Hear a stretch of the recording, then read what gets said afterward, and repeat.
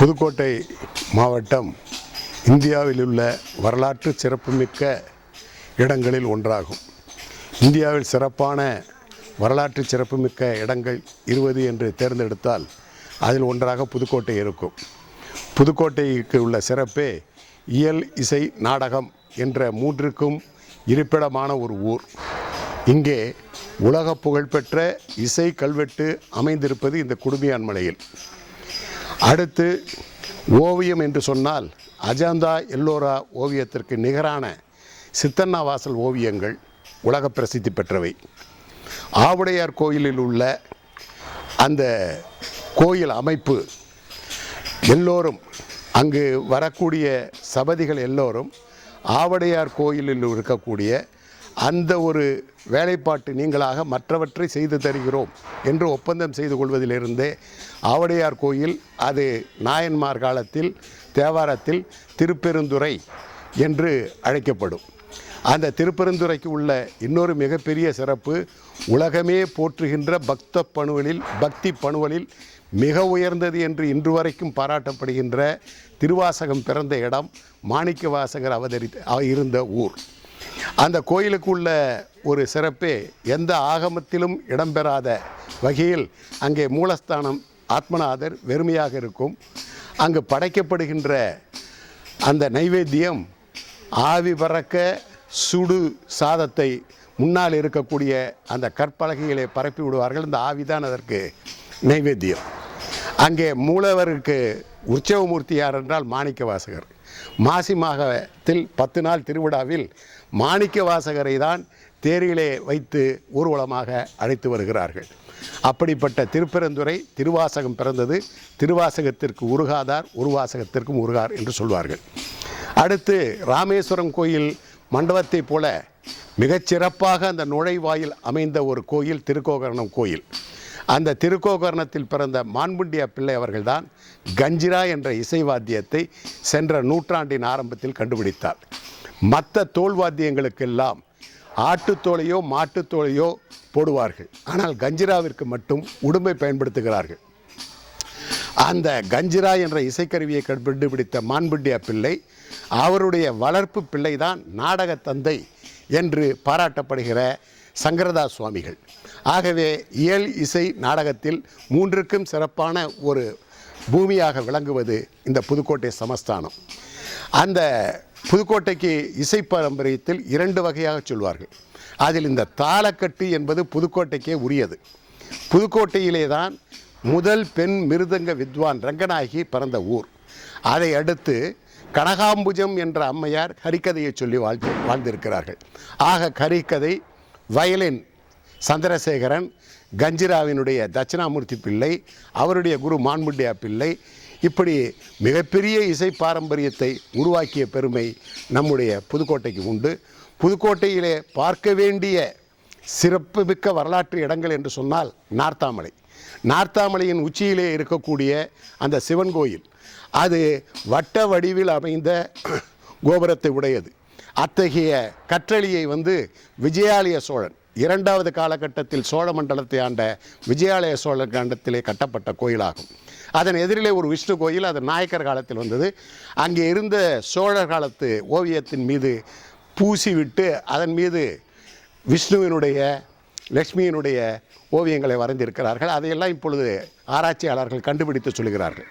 அந்த விஜயாலய சோழன் கட்டிய அந்த கோயிலில் நாட்டிய முத்திரை பாவங்கள் அனைத்தும் சிற்பங்களாக இருப்பதை தான் நம்முடைய நாட்டிய பேரொளி பத்மா சுப்பிரமணியன் ஆராய்ச்சிக்கு எடுத்திருக்கிறார். மேப்போல் ராமசாமி என்று அழைக்கப்பட்ட NS ராமசாமி புதுக்கோட்டையினுடைய சிற்பம் கலையினுடைய சிறப்பையெல்லாம் புதுக்கோட்டை மாவட்டம் சிற்பம் கலைக்கு அளித்துள்ள நன்கொடை என்று ஒரு புத்தகமே 1982 வெளியிட்டிருக்கிறார். Art and archaeological of Pudukkottai state NS Ramasamy எழுதியிருக்கின்றார். இவற்றையெல்லாம் பார்க்கிற பொழுது விஜயாலய சோழன் கோயிலை பார்ப்பது இன்று அது ப்ரொடெக்டட் மானுமெண்ட் ஆக்டில் வந்துவிட்டது. ஆனால் அதன் கீழே இருக்கக்கூடிய பிரசித்தி பெற்ற இன்றைய மக்களால் போற்றப்படுகிற மாரியம்மன் கோயிலுக்கு இருக்கிற முக்கியத்துவம் வரலாற்று சிறப்பு மிக்க அந்த கோயிலுக்கு இல்லை. அது நாட்டிய பாவத்தை எல்லாம் கொண்டதாகவும் பல வெளிநாட்டு அறிஞர்கள் அந்த மடக்கு ஏணியை கொண்டு அதை கோபுரத்தின் விதானத்தில் இருக்கக்கூடிய சிற்பங்களை ஆராய்ச்சி செய்து கொண்டு இருக்கிறார்கள். அதுபோல் குடுமியான் மலையில் இருக்கக்கூடிய இசைக்கல்வெட்டு அது 10ஆம் நூற்றாண்டையா அதற்கு முன்னதாகவா என்று நமக்கு தெரியவில்லை. இந்த குடுமியான் மலை என்பதே சிகாநாத சுவாமிகள் என்று சொல்வார்கள். சிகாநாதம் என்றாலே, சிகா என்றாலே குடுமி அதாவது குடுமியுள்ள இறைவன். அதனால தான் இந்த ஈஸ்வரனுக்கு சிகாகரீஸ்வரன். ஆனால் தமிழிலே குடுமியான் மலை, குடுமியார் மலை என்றெல்லாம் சொல்லுகிறார்கள். ஆகவே இங்கே 10ஆம் நூற்றாண்டில் உருவானதாக சொல்லுகின்ற அந்த பழமையான கோயிலும் அதற்கு பின்னால் 14, 17 உருவான கோயில்களும் இங்கே இரண்டுமாக அமைந்திருக்கிறது. எல்லாமே கல்களால் ஆனது. பொதுவாக புதுக்கோட்டை கற்கள் அந்த 3 வகையான கற்களிலும் கிடைக்கக்கூடிய ஒரு இடமாக இருந்த காரணத்தினால் தஞ்சை கோயிலுக்கு கூட கற்களை ராஜராஜ சோழன் இங்கிருந்து கொண்டு சென்றதாக வரலாறு உண்டு. அந்த இசைக்கல்வெட்டினுடைய ஆராய்ச்சி இன்று வரை தொடர்ந்து நடைபெற்று கொண்டு வருகிறது. குடுமியான்மனையினுடைய ஆணை வெட்டு மண்டபம் என்று இந்த ஆயிரங்கால் மண்டபம் நுழைந்தவுடன் இருக்கும், வலதுகை பக்கமும் இடதுகை பக்கமும். இந்த யானைகால் மண்டபத்தை தாண்டி ஆணை வெட்டு மண்டபத்திற்கு வந்தால் உலகம் போற்றுகின்ற மிக அற்புதமான சிற்பங்கள் எல்லாம் அந்த முகலாய மாலிகாப்பூர் படையெடுப்பின் போது சிதைவுண்ட அந்த சிற்பங்களே கூட நாம் குறிப்பாக அந்த வழிகாட்டி இந்த இடத்தை அவர்கள் சிதைத்து விட்டார்கள் என்று சொன்னால் ஒழிய நமக்கு தெரியாது. அவ்வளவு முழுமை பெற்ற சிற்பங்களாக காட்சியளிக்கின்றன. நுழைந்த உடனே நரசிம்மருடைய அந்த அவதார சிற்பம், அதை அடுத்து மன்மதன் ரதியினுடைய சிற்பங்கள், அடுத்து விஷ்ணு, ராமர் மற்றுமுள்ள ராவணேஸ்வரனுடைய சிற்பம், இவையெல்லாம் கண்கொள்ளா காட்சி. ஏறத்தாழ ஒரு 18 தூண்களிலே 18 வகையான சிற்பங்கள் மிக அற்புதமாக இருக்கின்றன. அதை தாண்டி நம்ம உள்ளே செல்வோமேயானால் அகிலாண்டேஸ்வரி சந்நிதியையும் இந்த குடுமியான் மலையினுடைய மூல ஸ்தானத்தில் இருக்கக்கூடிய சிகாகரீசனுடைய மூலஸ்தானத்தையும் பார்க்கிறோம். இதை அடுத்து காலத்தால் முற்பட்ட கோயில் இதற்கு பின்னால் இருக்கிறது. அங்குதான் குடைவரை கோயிலும் இருக்கிறது. அந்த குடைவரை கோயில் தான் குடுமியான் மலைக்கு முன்னாலே இருந்த கோயிலாகும். அங்கே சிவலிங்கமும் அதை ஒட்டி ஒரு அம்மன் சன்னதியும் இருக்கிறது. அந்த அம்மன் சன்னதி இங்கு வாழ்ந்த ஒரு தேவதாசி அவர்கள் அதை புதுப்பித்து தன்னுடைய வருமானத்தை கொண்டு மிகச் சிறப்பாக அதை உருவாக்கி இருக்கிறார்கள் என்று சொல்லுகிறார்கள். அந்த அம்மையார்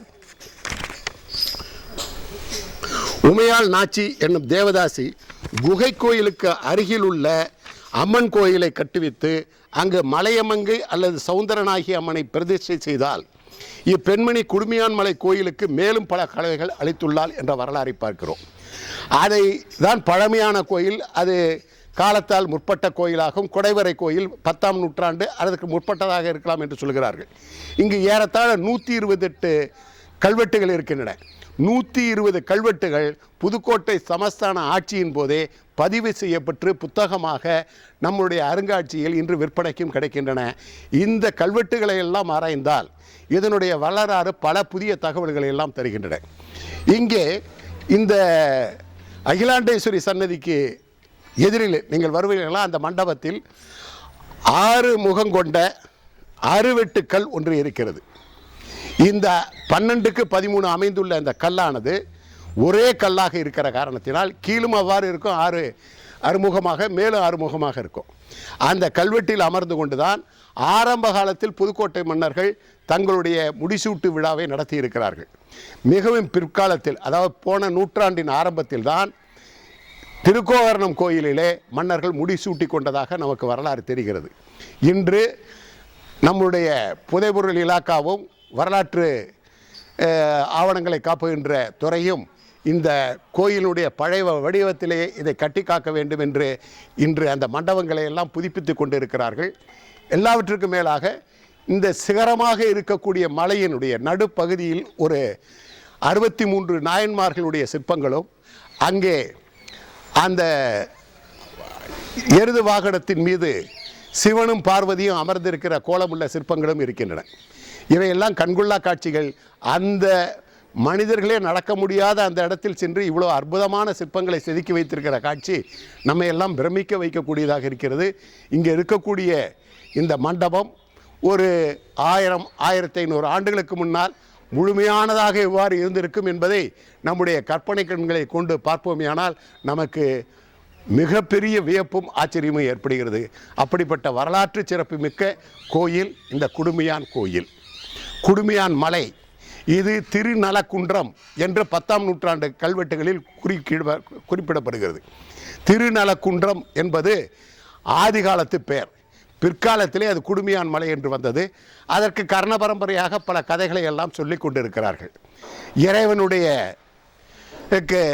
சாற்றப்பட்ட பூவை அங்கே இருக்கக்கூடிய அந்த அர்ச்சகர் தனக்கு வேண்டிய ஒரு தேவதாசியின் இடத்தில் கொடுத்து விட்டதாகவும், எப்பொழுதும் மன்னர் அங்கு வந்து சுவாமியை கும்பிடுகிற பொழுது திடீரென வந்துவிட்ட மன்னருக்கு என்ன செய்வது என்று தெரியாமல் தான் கொடுத்த அந்த சாமிக்கு சாற்றிய அந்த பூவை தேவதாசியின் முடியிலிருந்து பீத்து வந்து மீண்டும் சன்னதியிலே வைத்து மன்னரிடத்திலே பிரசாதமாக கொடுத்தவுடன் மன்னர் பூவிலே முடி இருப்பதை கேட்டு எவ்வாறு இந்த முடி இந்த பூவிலே வந்தது என்று கேட்க, சுவாமிக்கே முடி இருக்கிறது என்று அர்ச்சகர் பொய் சொல்லி தன்னுடைய வாழ்வை காப்பாற்றிக் கொள்ள முயற்சித்த போது, அப்படியானால் அதை எனக்கு காட்டு என்று சொன்னவுடன், எனக்கு சற்று அவகாசம் கொடுங்கள், நாளைக்கு உங்களுக்கு காட்டுகிறேன் என்று சொல்லியுடன் மன்னர் அந்த அர்ச்சகரையும் அந்த கோயிலிலேயே வைத்து பூட்டிவிட்டு மறுநாள் வந்ததாகவும், இரவெல்லாம் கண்ணீர் விட்டு ஆண்டவனை தொழுது என்னை நீதான் காப்பாற்ற வேண்டும் என்று சொன்னவுடன், ஆண்டவன் அருளால் நான் உன்னை நாளை காப்பாற்றுவேன், நீ மன்னவன் வருகிற பொழுது என் பின்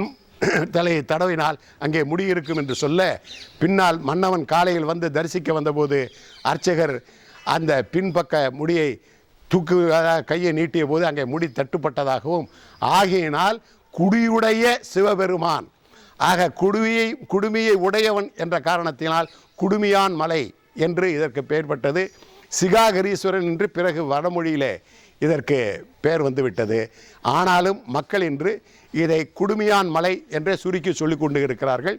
இதனுடைய இயற்பெயர் திருநலக்குன்றம் என்பதாகும்.